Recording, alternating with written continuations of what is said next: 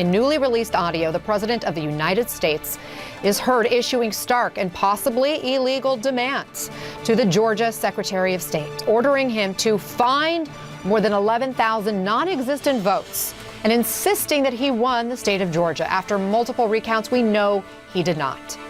The jaw-dropping conversation between President Trump and Georgia's Secretary of State, Brad Raffensperger, took place yesterday. Just listen to this excerpt and decide for yourself. Does it sound like a president or a crime boss? Hello, Brad and Ryan and everybody. We appreciate the time and the call. So we've spent a lot of time on this, and if we could just go over some of the numbers, I think it's pretty clear that we won. We won very substantially, Georgia.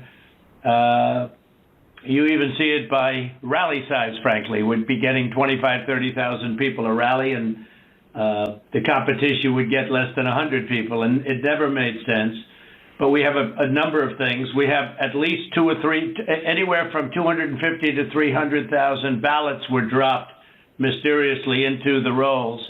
Much of that had to do with Fulton County, which hasn't been checked. We think that if you check the signatures, a real check of the signatures going back in Fulton County, you'll find at least a couple of 100,000 of forged signatures of people with who have been forged, and we are quite sure that's going to happen.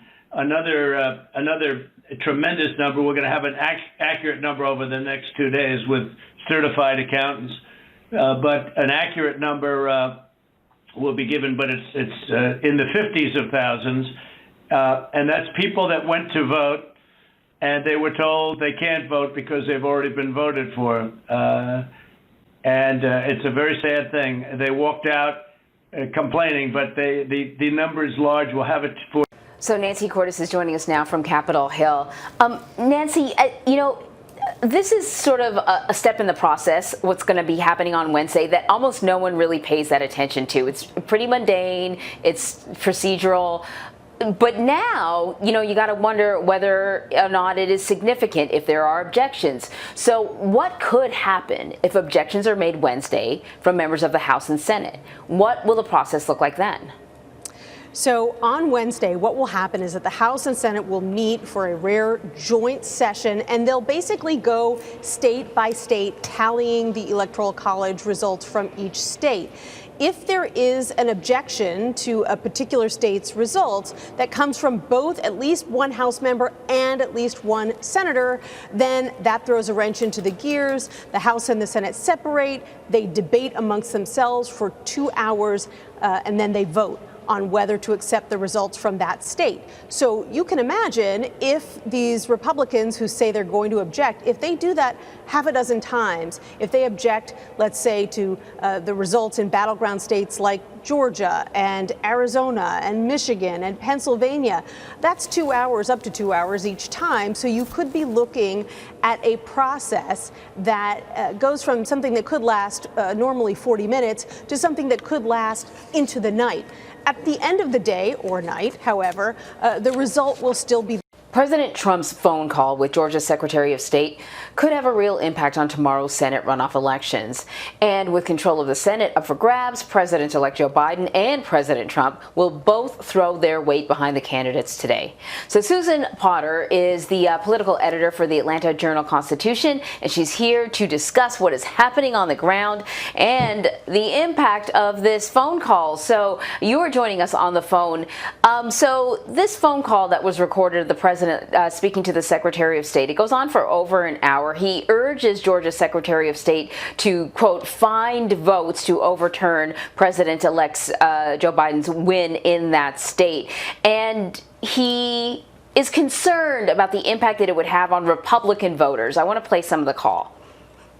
I just want to find 11,780 votes, which is one more than we have, because we won the state, and flipping the state is a great testament to our country, because, there's just, it's a testament that they can admit to a mistake, or whatever you want to call it, if it was a mistake. I don't know. A lot of people think it wasn't a mistake. It was much more criminal than that. So as part of what you could call his pressure tactic on the Secretary of State, you know, he continually throughout the phone call says that Republicans are not going to want to vote because essentially things are such a mess in Georgia when it comes to the elections. I'm wondering, what sort of effect is this call going to have on Georgia's Senate runoff races here? Are Republicans not going to want to vote? Are Democrats going to feel energized? Are Republicans going to feel energized? What's the fallout? Yeah, that's the million-dollar question. The call certainly provided a dramatic twist to the final days before the runoff. In the call, Trump said this could make Republicans hesitate to show up on Tuesday, and that has been the fear of Republicans. And inaugural House Democratic Caucus meeting for the 117th Congress.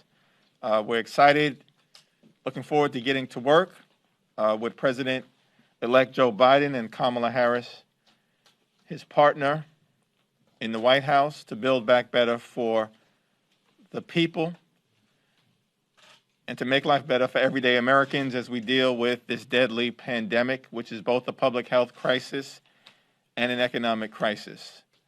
Our top priority as Democrats will continue to be to crush the virus, provide direct relief to everyday Americans who are struggling, and to supercharge our economy so we can create prosperity in every single zip code. While we're excited about the opportunities to get to work for the people in the next few weeks, our hearts are also broken because of the painful tragedy that has been experienced by our dear colleague, Jamie Raskin, his wife, Sarah, and their family, connected to the passing of their beloved Tommy. And we continue to stand with Jamie, send our thoughts and our prayers and our support to him, and we will be there for him and with him every step of the way.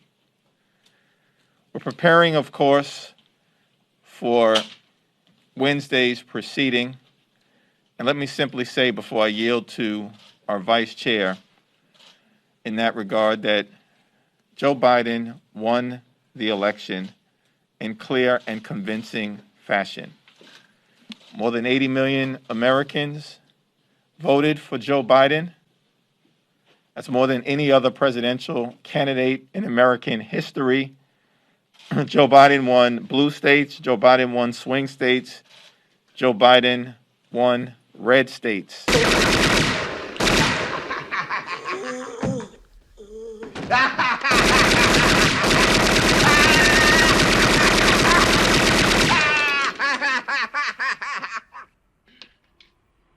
Keep the change, you filthy animal.